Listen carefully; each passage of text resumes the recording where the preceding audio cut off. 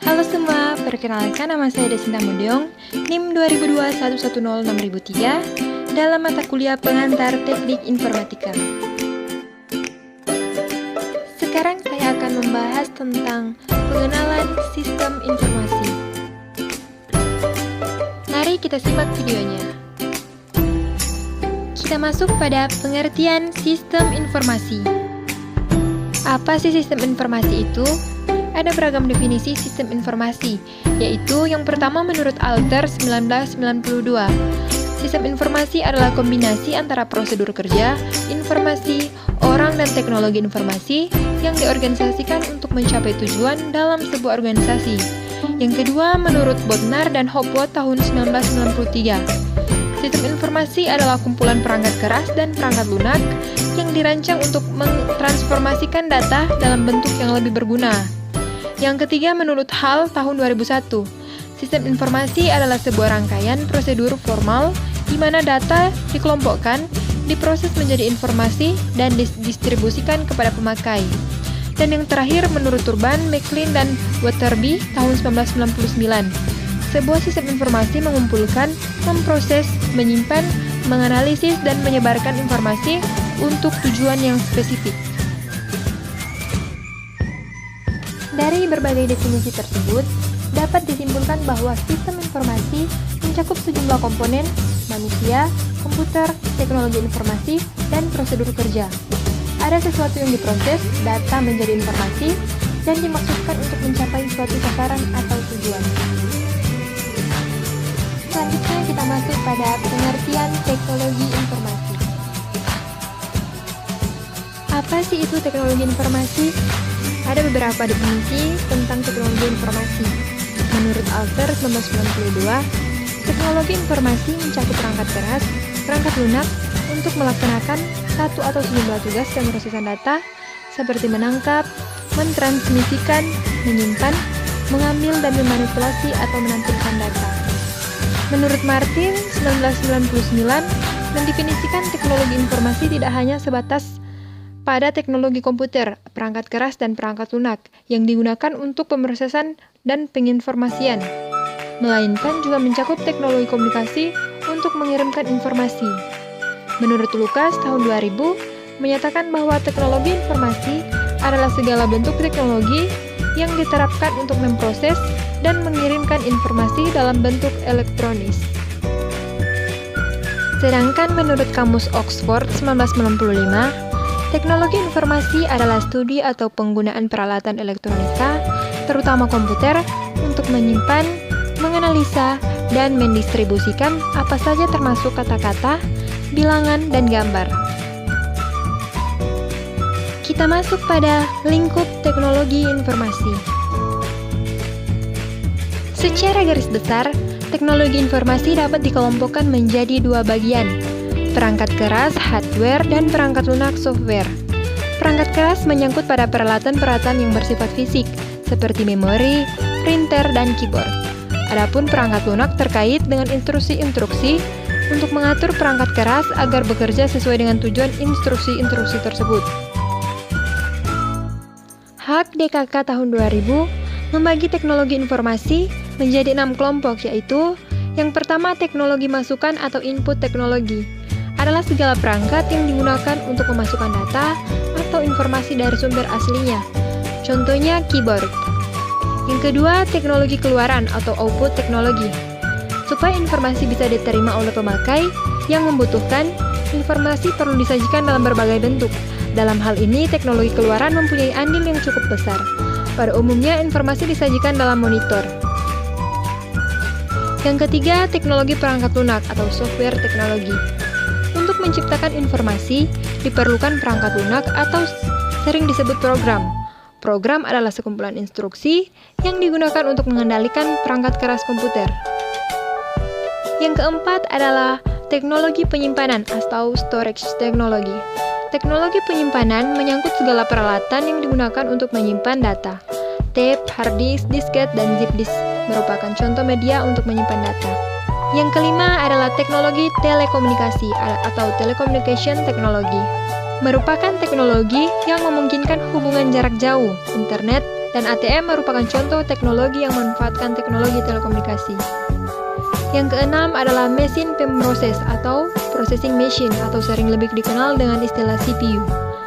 Mesin pemroses adalah bagian penting dalam teknologi informasi yang berfungsi untuk mengingat data atau program berupa komponen memori dan mengeksekusi program berupa komponen CPU. Selanjutnya kita masuk pada peranan teknologi informasi. Secara garis besar dapat dikatakan bahwa yang pertama, teknologi informasi menggantikan peran manusia. Dalam hal ini, teknologi informasi melakukan otomasi terhadap suatu tugas atau proses. Yang kedua, teknologi memperkuat peran manusia, yakni dengan menyajikan suatu tugas atau proses. Dan yang terakhir, teknologi informasi berperan dalam rekonstruksi terhadap peran manusia. Dalam hal ini, teknologi berperan dalam melakukan perubahan-perubahan terhadap sekumpulan tugas atau proses. Banyak perusahaan yang berani melakukan investasi yang sangat tinggi di bidang teknologi informasi. Alasan yang paling umum adalah adanya kebutuhan untuk mempertahankan dan meningkatkan posisi kompetitif, mengurangi biaya, meningkatkan fleksibilitas, dan tanggapan. Selanjutnya kita masuk pada kecenderungan teknologi informasi terhadap sistem informasi. Kecenderungan teknologi terhadap sistem informasi adalah yang pertama, peningkatan kecepatan dan kapasitas komponen-komponen elektronik. Yang kedua, ketersediaan informasi dalam bentuk digital semakin banyak. Yang ketiga, portabilitas peralatan-peralatan elektronis semakin meningkat. Yang keempat, kemudahan pemakaian meningkat. Dan yang kelima, ketidakmampuan mengotomisasikan logika masih berlanjut. Kita masuk pada data dan informasi. Pengertian data. Secara konseptual, data adalah deskripsi tentang benda, kejadian, aktivitas, dan transaksi yang tidak mempunyai makna atau tidak berpengaruh secara langsung kepada pemakai. Data dapat berupa nilai yang terformat, teks, citra, audio, dan video. Data yang terformat adalah data dengan format tertentu, misalnya data yang menyatakan tanggal atau jam, atau menyatakan nilai mata uang. Teks adalah sederet huruf, angka, dan simbol khusus, yang kombinasinya tidak tergantung pada masing-masing item secara individual. Contoh teks adalah artikel koran. Citra atau image adalah data dalam bentuk gambar. Citra dapat berupa grafik, foto, hasil röntgen, ataupun gambar yang lain. Audio adalah data dalam bentuk suara, instrumen musik, suara orang atau suara binatang, gemercik air, detak jantung, merupakan contoh data video. Video menyatakan data dalam bentuk sejumlah gambar yang bergerak dan bisa saja dilengkapi dengan suara. Video dapat digunakan untuk mengabadikan suatu kejadian atau aktivitas. Kita masuk di pengertian informasi. Ada beberapa definisi tentang informasi. Yang pertama, menurut M.C. Feden, DKK tahun 1999, informasi sebagai data yang telah diproses sedemikian sehingga meningkatkan pengetahuan yang menggunakan data tersebut. Yang kedua, menurut Davis tahun 1999, informasi adalah data yang telah diolah menjadi sebuah bentuk yang berarti bagi penerimanya dan bermanfaat dalam pengambilan keputusan saat ini atau saat mendatang. Bisa kita lihat gambar di samping. Gambar tersebut adalah gambar siklus informasi, memperlihatkan siklus informasi yang menggambarkan pengolahan data menjadi informasi dan pemakaian informasi untuk pengambilan keputusan, hingga akhirnya dari tindakan hasil pengambilan keputusan tersebut dihasilkan data kembali. Jadi, hal yang terpenting untuk membedakan informasi dengan data, informasi itu mempunyai kandungan makna dan tidak. Pengertian makna di sini merupakan hal yang sangat penting karena berdasarkan maknalah si penerima dapat memahami informasi tersebut dan secara lebih jauh dapat menggunakannya untuk menarik suatu kesimpulan bahkan mengambil keputusan. Kita masuk pada karakteristik data dan informasi. Yang pertama adalah tipe data.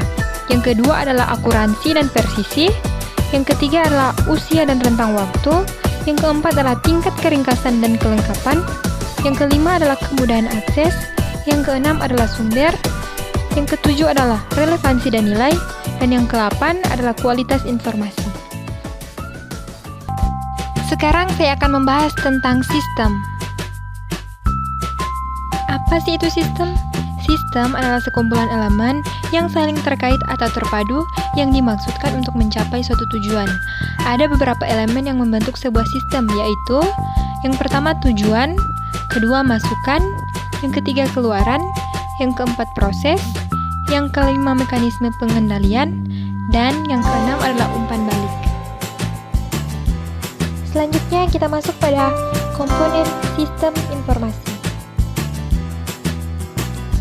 Dalam suatu sistem informasi terdapat komponen-komponen seperti yang pertama perangkat keras atau hardware, yang kedua perangkat lunak atau software, yang ketiga adalah prosedur, yang keempat adalah orang, yang kelima adalah basis data atau database, dan yang terakhir adalah jaringan komputer dan komunikasi data. Selanjutnya masuk di arsitektur informasi. Apa sih itu arsitektur informasi? Jadi, ada beberapa definisi tentang arsitektur informasi. Menurut Loudon 1998, arsitektur informasi adalah bentuk khusus yang menggunakan teknologi informasi dalam organisasi untuk mencapai tujuan-tujuan atau fungsi-fungsi yang telah dipilih. Menurut Zwas 1998, arsitektur informasi adalah desain sistem komputer secara keseluruhan, termasuk sistem jaringan, untuk memenuhi kebutuhan-kebutuhan organisasi yang spesifik. Menurut Alter 1992, sebuah arsitektur informasi yang detail berisi perencanaan yang digunakan untuk menjawab pertanyaan-pertanyaan berikut. Yang pertama, data apa yang akan dikumpulkan, di mana akan dan bagaimana data dikumpulkan, bagaimana cara mengirimkan data, di mana data akan disimpan, aplikasi apa yang akan menggunakan data, dan bagaimana aplikasi-aplikasi tersebut dihubungkan dengan sebuah sistem yang utuh. Arsitektur informasi menggunakan arsitektur teknologi yang dapat dibedakan menjadi 3 macam, yaitu tersentralisasi, desentralisasi, dan klien atau server. Sekian video yang dapat saya persembahkan. Apabila ada yang salah dalam video, saya memohon maaf.